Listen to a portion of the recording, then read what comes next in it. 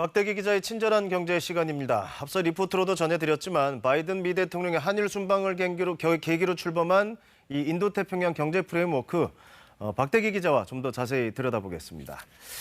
자, 그동안 우리에게는 아시아 태평양이란 말이 이제 익숙합니다. 그런데 이 기구는, 이 협의체는 인도 태평양이라고 말하고 있어요. 그 정확한 의미부터 설명이 좀 필요할 것 같아요. 네, 인도 태평양이란 말은 인도라는 국가를 가리키는 것이 아닙니다. 인도양과 태평양이라는 두 개의 바다를 한 번에 가리키는 말인데요.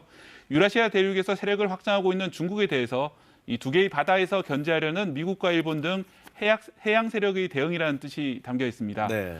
중국은 1대1로라는 새로운 실크로드를 통해서 아세안과 아프리카, 유럽에서 영향력을 확대하고 있습니다.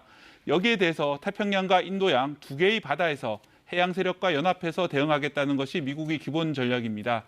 이번 IPEF도 이 안보 개념과 무관치 않아 보입니다. 그러니까 결국 미국 입장에서는 이제 중국 견제를 위한 영향을 더 넓히는 취지로 이게 이제 만들어지는 건데, 그래서 인도가 참여할 것이냐 말 것이냐, 이것도 인도에 대해도 공을 많이 들였었잖아요. 네, 그렇습니다.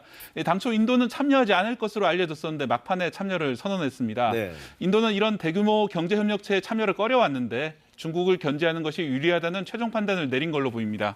자, 그리고 용어 좀 더 볼게요. 경제 프레임워크, 경제 프레임워크라는 이 표현도 사실 조금 낯섭니다. 예를 들어서 FTA는 이제 자유무역을 추구한다라는 이제 명확한 정체성이 있잖아요.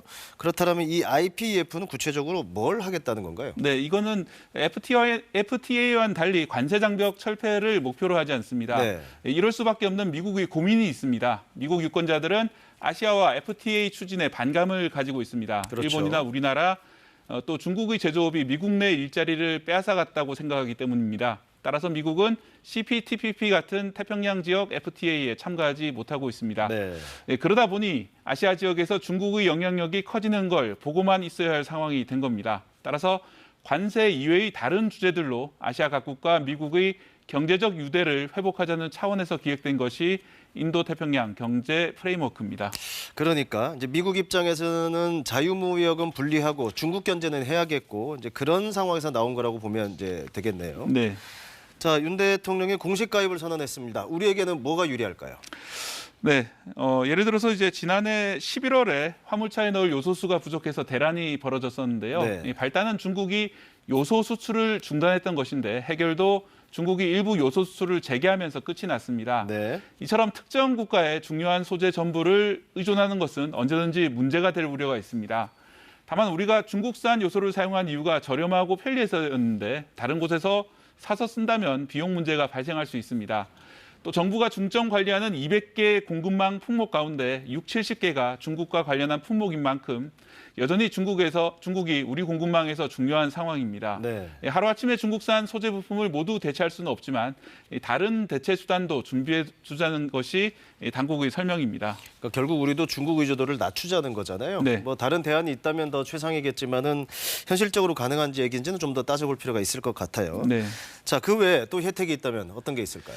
일단 IPEF란 말이 생소한 것처럼 무엇을 담을지 정해지지 않은 그릇일 뿐인데요. 그렇군요. 이 프레임워크가 원래 뼈대라는 뜻도 가지고 있습니다. 네. 기후변화, 디지털 경제, 반부패 같은 다양한 의제를 담을 수 있는데 어떤 내용을 채워갈지가 이제부터 중요합니다. 이 많은 우려가 나오는 중국의 보복 문제도 IPEF를 통해서 어떤 의제를 어떻게 담느냐에 따라 좌우될 것으로 보입니다. 자, 앞서 이제 김민성 특파원의 리포트로도 전해드렸는데 이제 중국이 상당히 비판적인 입장이란 말이에요. 네. 그러니까 과거 사드 때하고는 또 그는 군사적인 측면이다 보니까 단순 비교는 어렵지만 중국이 혹시나 제재에 나서지 않을까, 이제 이런 우려가 있는 건 사실이에요. 네, 그런 우려 하시는 분들이 많은데요. 네. 일단 IPEF 가입 국가가 13개 나라나 되기 때문에 모두를 제재할 수는 없을 거라는 말이 우리 정부의 생각입니다. 네. 다만 제재를 한다면 가장 아플 부분은 소재 대부분을 중국산에 의존하고 있는 배터리 분야로 보입니다. 사실 그게 제일 걱정이긴 합니다. 자, 바이든 대통령 이제 삼성 반도체 공장도 하고 이제 투자 유치 활동을 직접 하는 모습을 좀 보이기도 했단 말입니다. 네. 그러니까 사실 우리 기업 입장에서는 좋은 측면이 많이 부각되기도 했었는데 좀 차분하게 평가를 할 필요가 있을 것 같아요. 일단 바이든 대통령이 반도체 공장을 방문한 것은 공급망 문제 때문에 그런 걸로 보이는데요. 네. 이 바이든 대통령은 자주 기자회견에 웨이퍼를 들고 나올 정도로 이 반도체 문제에 관심이 많습니다. 네. 이건 최근 미국 등지에서 반도체가 부족해서 자동차를 못 만들고 중고차 가격이 새 차 값보다 비싸진 현상과 관계가 있습니다. 우리나라가 외국에 자원을 의존하고 있는 것처럼 미국도 우리나라 반도체에 자원을 의존하고 있는 것입니다.